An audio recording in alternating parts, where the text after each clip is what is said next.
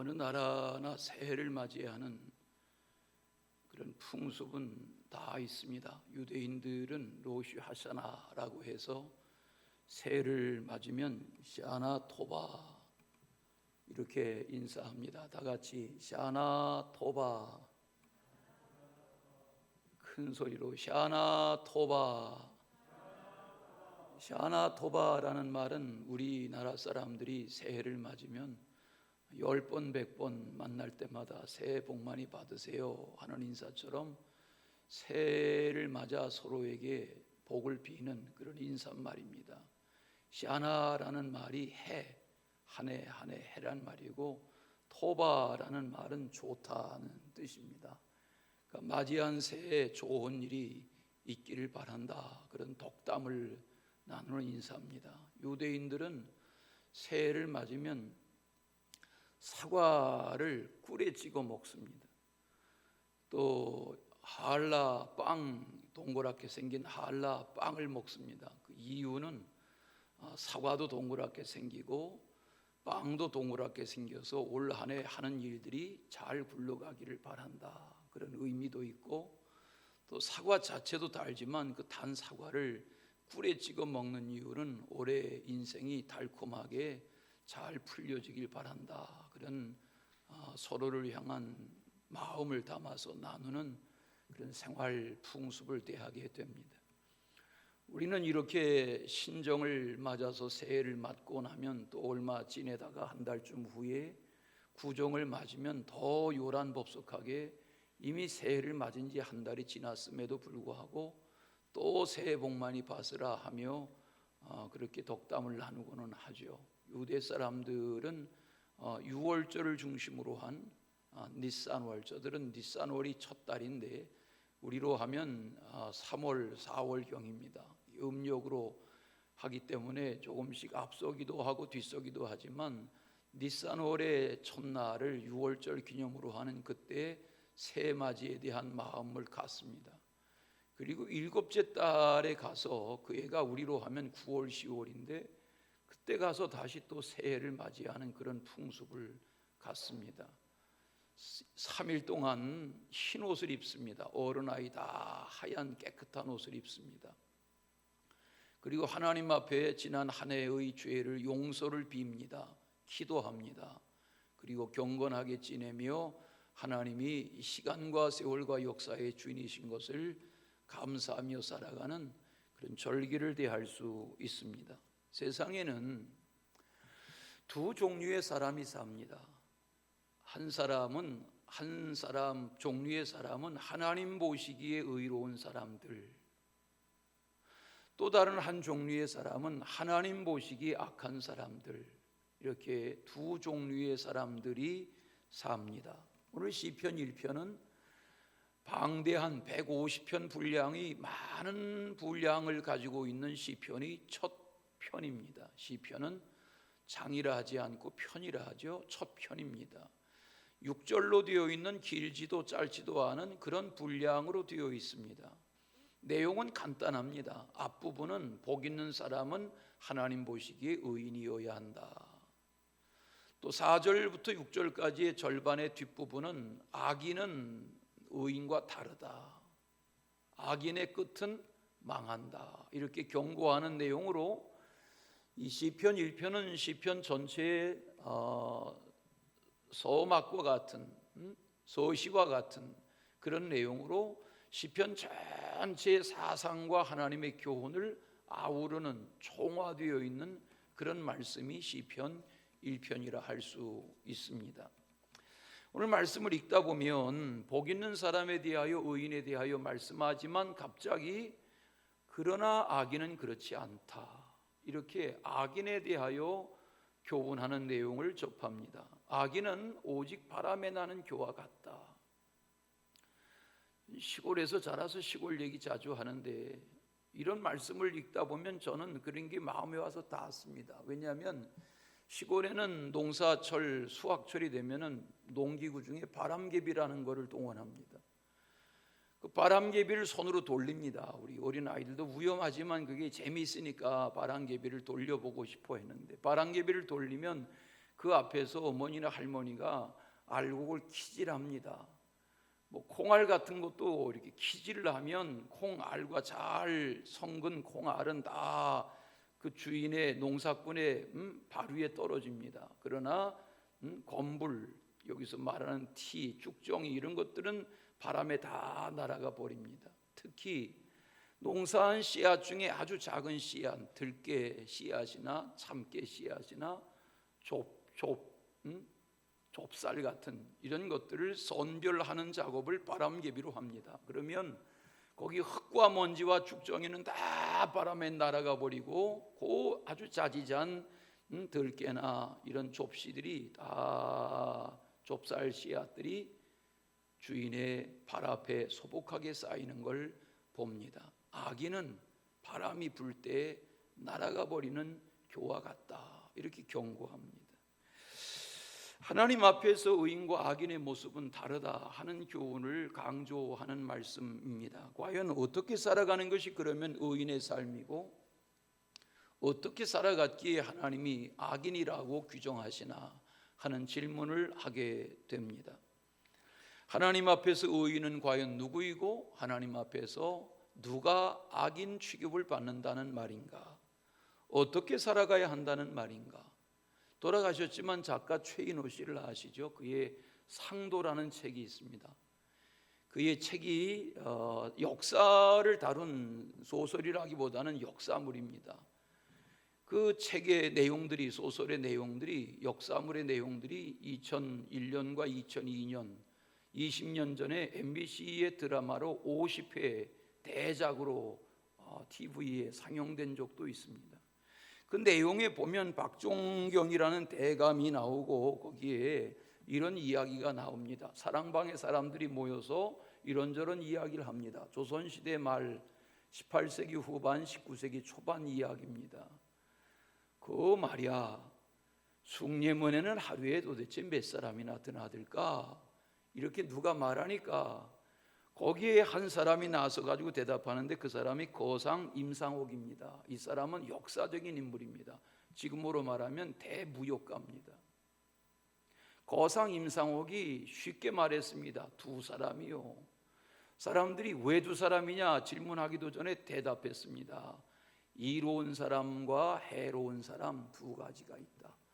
왕이 사는, 왕궁이 있는 이 한양에 드나드는, 숭례문이 남대문 아닙니까? 남대문에 드나드는 사람이 조선시대에 문지기가 보아도 하루에 최소한 5,000명에서 7,000명이 드나들기 때문에 뭐 요즘처럼 출입 장부를 쓰지 않는다고 하면 헤아릴 수 없는 수천 명이 드나드는 그들을 몇 명쯤 드나들 것 같으냐? 그때 저가 하는 말은 두 사람이 드나든다.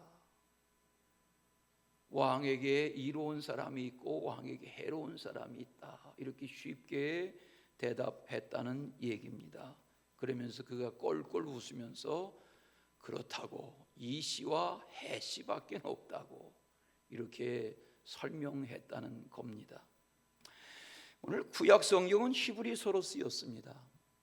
히브리어로 쓰였습니다. 구약 성경에 쓰인, 화면에 보여드렸던 그 글씨가, 이상하게 쓰인 글씨가 구약 성경에 쓰인 히브리어 글씨입니다. 오늘 히브리어 글씨 중에 복이란 단어가 있는데, 오늘 말씀의 시편의 시작은 복이라는 단어가 시작이죠. 복 있는 사람은, 이렇게 복이라는 단어가 시편 전체의 분량이 시작입니다.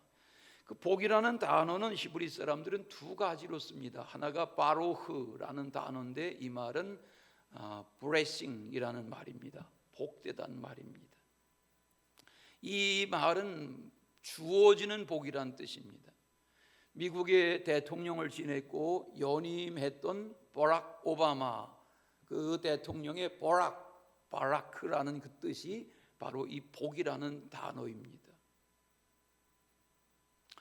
또 하나 복이라는 단어의 또 다른 단어가 아슈레이라는 단어입니다. 이 단어는 영어로는 해피니스라고 번역하는 단어입니다. 이 해피니스라는 이 말은 행복을 말하는데 누리는 것입니다. 조건적인 것입니다. 누리지 못하면 이 한양이 서울이라는 도시가 아름다운 도시죠. 이렇게 아름다운 산이 있고 이렇게 작지 않은 강줄기가 있고 가는 데마다 산 가는 데마다 아름다운 나무, 사철 푸르는 소나무, 이런 그림 같은 절경의 도시에 천만이 사는 도시는 그렇게 흔하지 않습니다. 문제는 이 아름다운 자연들을 내가 소유로 해야만 직성이 풀리는 그거 아니고 누리는 거, 그 놀라운 축복입니다. 하나님이 우리에게 주신 것 중에 복이 있습니다. 그 복을 소유하려고만 하지 마시고 순간순간 누리며 살아가는 은혜가 있으시길 바랍니다. 이렇게 눈이 내리면 눈 치우기 싫다, 그게 아니라 눈을 즐기세요. 왜? 1년 360날 눈 오는 날이 그렇게 많지 않습니다. 물론 캘리포니아에도 사람이 파묻힐 정도의 눈이 와서 어려움을 겪는다는 소식을 접하지만, 그런 자연의 재난의 때가 있지만 하나님이 주시는 이 계절을 다 즐기는 눈으로 보면 다 복이요, 다 감사요, 다 은혜입니다. 전도서에 보면 6장 2절에 이런 말씀이 나옵니다. 어떤 사람은 그 심령의 모든 소원에 부족함이 없어 재물과 부요와 존귀를 하나님께 받았으나 능히 느리게 하심을 얻지 못하였으므로 다른 사람이 누리나니 이것도 헛되어 악한 병이로다. 그런 말씀이 나옵니다.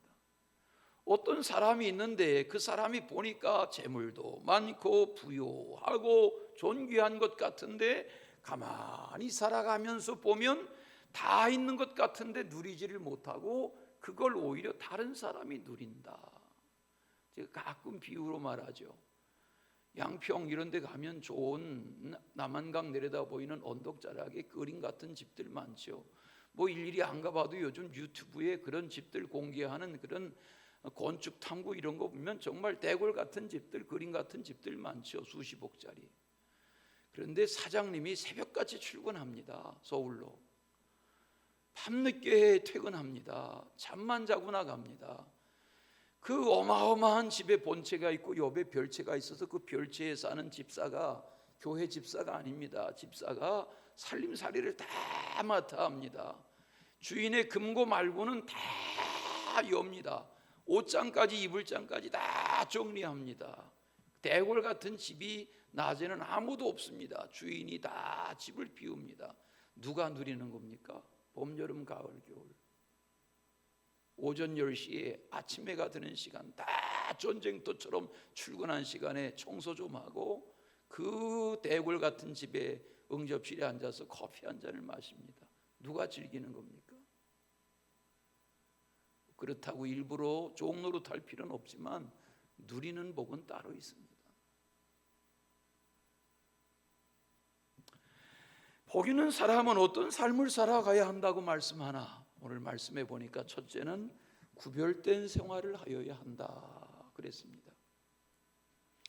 복 있는 사람의 첫 번째 특징은 따르지 않는 것이 있어야 복이 있다 그랬어요. 소극적이죠. 따르지 않는 것. 악인의 꾀를 따르지 않아야 된다. 우리 말에 친구 따라 강남 간다 하는 말이 있지 않습니까? 그런데 그 친구라는 것이 내가 영향력을 미치는 친구면 좋지만 나보다 또 주장이 강하고 특색이 있고 영향력 있는 친구라고 하면 그 친구가 좋은 친구이면 모르는데, 나 만약에 잘못된 친구를 가까이 하다 보면 그 잘못된 친구의 영향을 받을 수밖에 없습니다. 이게 친구 관계라는 겁니다. 마약 밀매단, 우리가 보면 그런 경우 봅니다. 국제 마약 밀매단.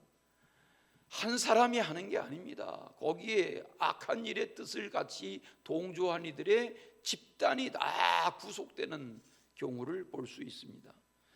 인터넷 위키 백과사전에 보면 김미영 팀장, 이게 백과사전에 등재되어 있습니다. 김미영 팀장 이렇게 치면 김미영 팀장은 대한민국의 불법 대출 광고 보이스피싱의 대명사격으로 알려져 있는 가상인물이다. 이렇게 설명이 나와 있습니다. 이름이 김미영입니다. 혹시 우리 중에 미영이라는 이름을 가진 분이 계시면 개명하십시오. 제가 고쳐드리겠습니다. 그리고 설명이 길게 나옵니다. 사전입니다. 2011년 대한민국 검찰의 수사로 100억 상당의 대출을 중개하고 7억 7천만 원 상당의 중개 수수료 이익을 챙겨온 김모 씨가 구속되었다. 김모 씨는 2010년 7월부터 그 다음에 5월까지 무작위로 690만 건의 대출 광고 문자 메시지를 보냈다.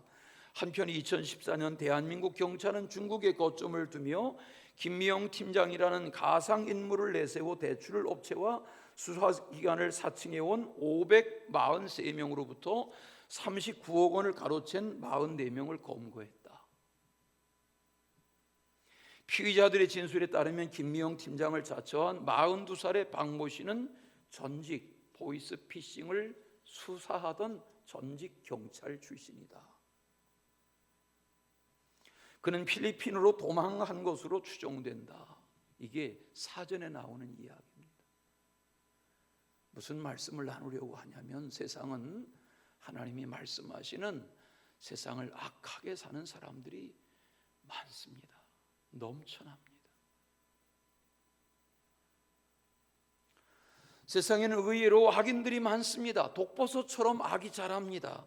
지난 2021년 작년에 성탄절 전날 인터넷 뉴스에 이런 기사가 떴습니다. 대만의 미성년자 80명을 협박해서 나체 사진을 요구한 대만 국립대학교 20대 의대 예비 대학원생에게 징역 106년이 선고됐다. 몇 년이요? 106년. 대만 고등법원은 대만판 N번방 사건으로 1심에서 징역 3년 4개월을 선고받았던 린허쥔 26살 이 사람에 대하여 원심을 파기하고 106년형을 확정했다. 26살인데 106년 동안 감옥에 쳐넣는 겁니다. 왜? 악하다는 겁니다. 우리나라에 있었던 N번방 사건 조주빈은 43년형을 받았습니다.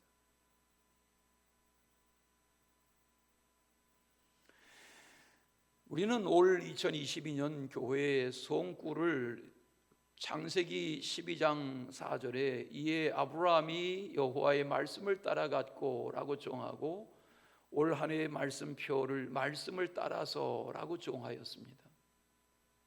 오늘 시편의 1편에 보면 악인의 꾀를 따르지 아니하는 사람이 복 있는 사람이라 그랬습니다. 하나님의 말씀을 따라 살려면 소극적으로는 뭘 먼저 해야 하냐면 따르지 않는 것이 있어야 합니다. 악을 따르며 하나님의 말씀을 따른다는 것은 거짓말하는 겁니다. 요한복음 1장 1절에 보면 태초에 말씀이 계시니라 이 말씀이 하나님과 함께 계셨으니 이 말씀은 곧 하나님이시니라 그런 말씀이 나옵니다. 말씀을 따라 산다는 것은 말씀이 육신이 되어 이 땅에 오신 예수 그리스도를 따르는 것이고 말씀 그 자체이신 하나님을 따르는 것입니다. 보이지 않는 하나님을 이 땅을 다녀가셔서 보이지 않는 예수 그리스도를 따르는 증거는 말씀이신 하나님을 따르는 것입니다. 말씀을 따르는 것이고 하나님을 따르는 것입니다. 아멘. 그 요한복음 1장을 읽다 보면 14절에 이렇게 말하죠. 말씀이 육신이 되어 우리 가운데 거하시며 우리가 그 영광을 보니 아버지의 독생자의 영광이요 은혜와 진리가 충만하더라. 예수님은 말씀이 육신이 되어 이 땅에 와서 계셨던 분이고 그 예수님이 계신 동안에 그분의 곁에 무리들과 제자들과 모든 사람들은 그분을 통해서 아버지의 독생자의 은혜가 충만한 영광을 보았습니다. 지난 2000년 동안 교회 역사를 보면 복음이 들어간 땅, 복음이 들어간 민족, 복음이 들어간 나라, 복음이 들어간 가정, 복음이 들어간 집안, 복음이 들어간 인생, 복음이 들어간 가정의 후손들 지켜보면 지난 2000년 하나님의 말씀이 들어간 민족과 역사와 인생은 달라졌습니다.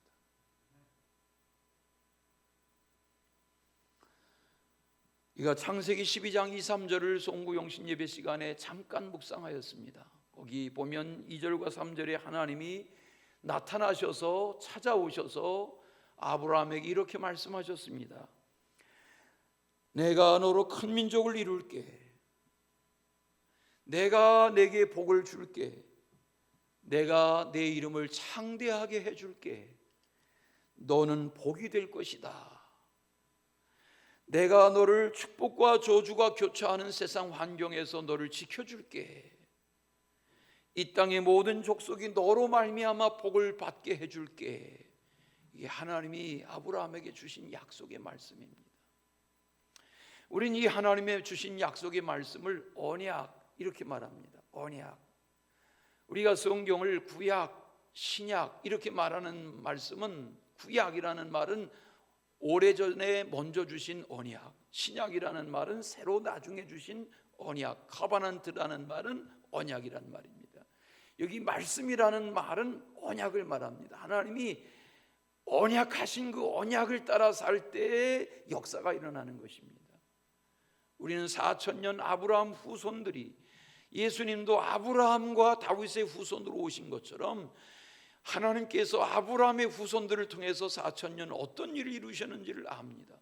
예수님은 부자와 나사로에 비유해서 죽은 나사로를 아브라함이 천국에서 품에 안았다 이렇게 묘사하는 것 보면 아브라함은 천국의 사람이고 언약의 사람입니다.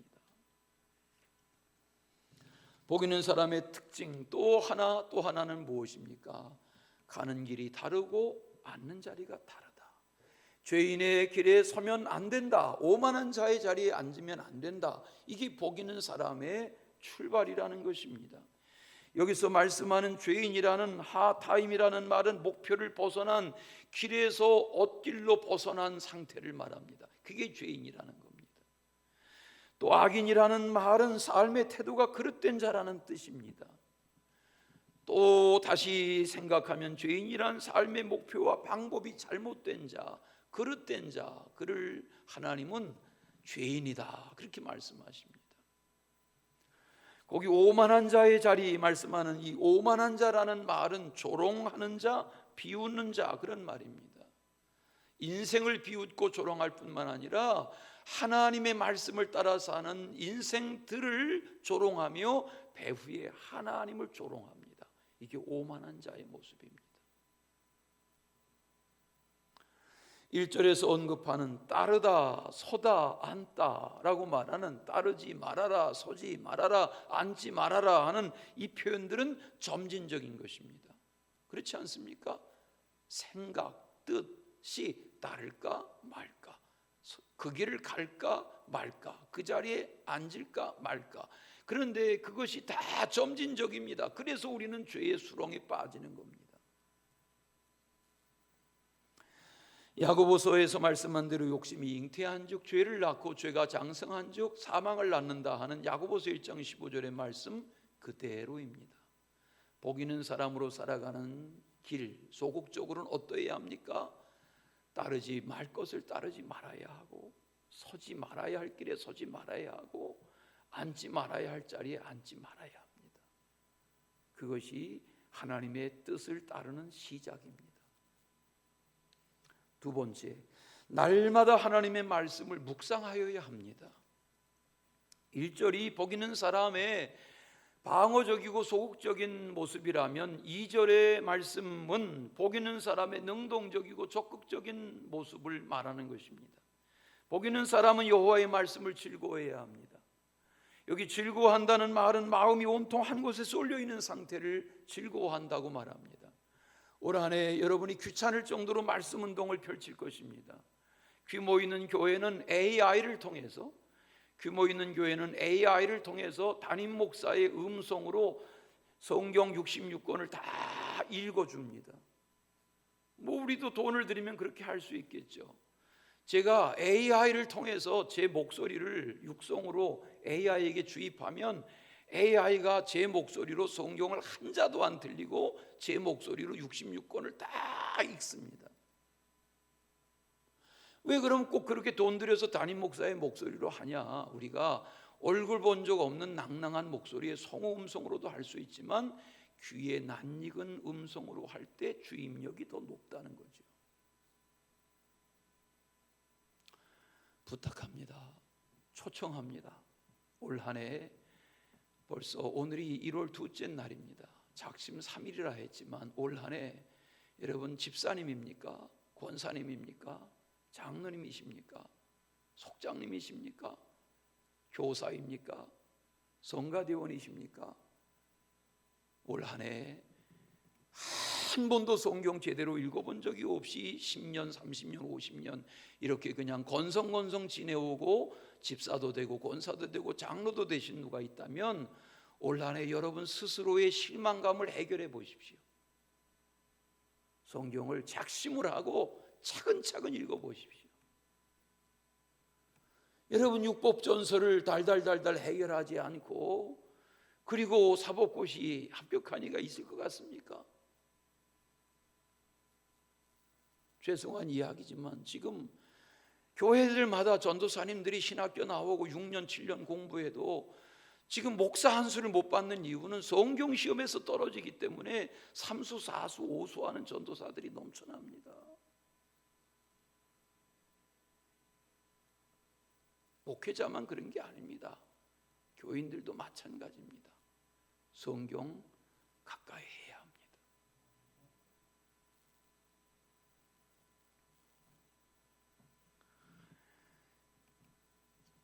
시편에 보면 112편 1절에 여호와를 경외하며 그의 계명을 크게 즐거워하는 자는 복이 있도다 그랬습니다. 하나님의 말씀을 가까이 하면 복이 있는 자라는 겁니다. 시편 119편의 35절에 보니까 나로 하여금 주의 계명들의 길을 행하게 하소서 내가 이를 즐거워합니다 그랬습니다. 하나님의 말씀을 밤낮 즐거워하라는 겁니다. 그러면 질문하겠죠 여러분이. 그러면 목사님 언제 사업하고 언제 장사하고 언제 직장생활하고 언제 이 쌓여있는 내 직장의 업무를 언제 처리하고 밤낮 말씀만 대하란 말입니까? 그건 아니죠. 여러분 하실 일을 해야죠. 그러나 말씀 앞에 자기의 시간을 구별하라는 겁니다. 밤낮 어느 시간이든. 그게 하루에 30분씩만 구별해도 1년이면 엄청난 것입니다. 그렇게 안 하는 사람과는 차이가 많은 것입니다. 하나님 모시기에 복이는 사람의 특징은 무엇입니까? 여호와의 말씀을 밤낮 즐거워한단 말입니다. 거기에 마음이 생각이 집중하는 겁니다. 곰곰이 말씀을 생각하는 정도가 아니라 그 말씀을 묵상한다는 말은 그 말씀을 생각해서 내 삶에 적용하는 겁니다. 말씀대로 사는 것이 묵상하는 겁니다. 그렇게 살다 보면 시냇가에 심은 나무가 시절을 쫓아 과실을 맺고 잎사귀도 마르지 않는 것처럼 그 하는 일이 다 형통하게 된다. 예? 척박한 광야에 심어진 나무가 아니라 늘 시내가 마르지 않는 시냇가에 심은 나무처럼 푸르러지고 열매가 풍성하고 잎도 마르지 않게 된다. 하는 모든 일이 다 형통해진다. 새번역 성경과 현대인의 번역 성경에 보니까 하는 일마다 다 잘 될 것이다. 이렇게 성경을 번역해 놨어요. 다 같이 하는 일마다 다 잘 되실 줄로 믿습니다. 누가 어떻게 살면 말씀대로 살면 그렇게 된다는 거죠.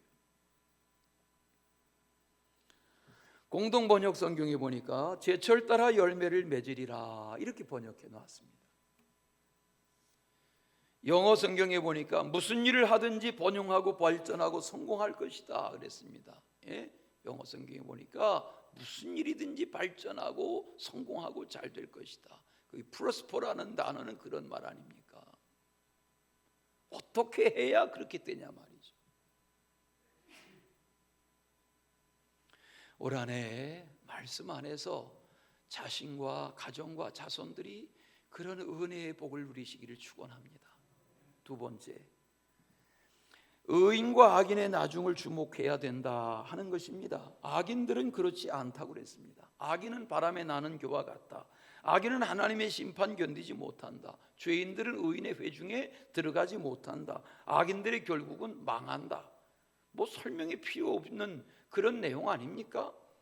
무릇 의인들의 길은 여호와께서 인정하신다. 악인들 얘기를 계속 하시다가 갑자기 무슨 말씀을 하시냐면 의인들의 길은 하나님이 인정하신다 그러셨어요. 여기 하나님이 인정하시는다는 그 길이 뭐냐면 여기 길, 거기 의인들의 길, 거기 길에다가 동그라미를 해보세요. 이 길이라는 말은 삶의 궁극적인 목표와 태도가 바르게 되어 있으면 하나님이 그 삶을 인도하신다는 말입니다. 인정하신다는 말은 하나님이 그 앞길을 선하게 인도해 가신다는 말입니다. 어떤 역경, 고난, 환란이 있을지라도 하나님이 인정하시는 길은 헤쳐나갈 수 있습니다. 해결할 수 있습니다. 뛰어넘을 수 있습니다. 바울이 그런 인생 아니었습니까? 그렇게 고난을 겪었어도 바울은 계속 하나님의 은혜를 의지하고 가려는 길을 갔습니다. 하나님이 가라 하시는 길을 갔습니다. 왜? 그를 하나님이 인정하셨기 때문에. 베드로전서에 보면 1장 4절에 이런 말씀이 있습니다. 썩지 않고 더럽지 않고 쇠하지 아니하는 유업을 잊게 하시나니 곧 너희를 위하여 하늘에 간직하신 것이라. 질문해 보겠습니다. 세상에 썩지 않는 것이 있습니까? 여러분, 사과가 한 박스 있습니다. 사과를 길거리에서 너댓게 사다 먹으면 신선하게 먹을 수 있는데 박스로 사다 먹으면 사과가 마지막에 가서는 식구가 적으면 썩기 시작합니다. 그 질문해 보겠습니다. 썩어가는 사과 먼저 먹습니까? 싱싱한 사과 먼저 먹습니까? 그 여러분의 선택입니다. 그러면 썩어가는 사과 먼저 먹는 사람은 마지막까지 어떤 사과만 먹습니까? 썩는 사과만 먹습니다. 탱글탱글한 사과를 먼저 먹어야 하는데 대개 주부들의 마음은 썩는 사과 먼저 깎아 발라내고 먹습니다. 그러니까 이미 썩는 기운이 배어있는 사과 먼저 먹는 겁니다. 그러면 평생 뭘 먹습니까? 썩은 사과만 먹습니다. 누구 얘기하는지 아시나 모르겠어요. 세상에 썩지 않는 거 없습니다. 베드로가 말합니다. 썩지 않고 더럽지 않고 쇠하지 않고. 여러분, 더럽지 않고 쇠하지 않는 것이 있습니까? 여러분, 혼자 쓰는 방에도요, 햇빛이 들어올 때 보면 먼지가 엄청납니다. 엄청나게 먼지가 쌓입니다. 더럽지 아니한 거 없습니다. 여름 의복과 달라서 여러분, 겨울에 이렇게 입으시는 그 두꺼운 잠바들 일주일마다 세탁소 보내는 분 있습니까? 그럴 수도 있겠죠. 다 썩고 더럽고 추해지는 것입니다. 오직 하나, 복음만이 영원한 것입니다. 그 길을, 원하시는 그 길을 원하시는 자리에서 주님이 원하신 대로 살아가는 이것이 의인의 길인 것입니다. 창세기를 읽다 보면 노아에 대하여 주님이 말씀하십니다. 노아는 의인이요 당세에 완전한 자요 하나님께 은혜를 입은 자다. 의인이란 말은 하나님의 인정하시는 길을 가는 자가 의인인 겁니다. 하나님의 그런 은혜가 있으시기를 축원합니다. 마지막, 의인과 악인의 나중을 주목해야 합니다. 이것이 성경이 말씀하는 가르침입니다. 하나님의 은혜 가운데서 복음의 역사를 따라 구원의 은총을 잘 누리며 사는 그런 증거가 있으시기를 간절히 축원합니다. 사랑의 주 하나님 아버지, 저희는 약합니다. 저희는 죄를 짝하려 합니다. 저희는 부족합니다. 해가 밝았지만 달라진 것 아무것도 없습니다. 우리의 말씀을 향한 마음의 태도를 새롭게 하셔서 말씀을 따라 살고자 하는 진정한 그리스도인의 삶이 되도록 올 한 해 365날 어른아이 젊은이 노인 붙들어 주시옵소서. 예수 그리스도 이름으로 기도하옵나이다. 아멘.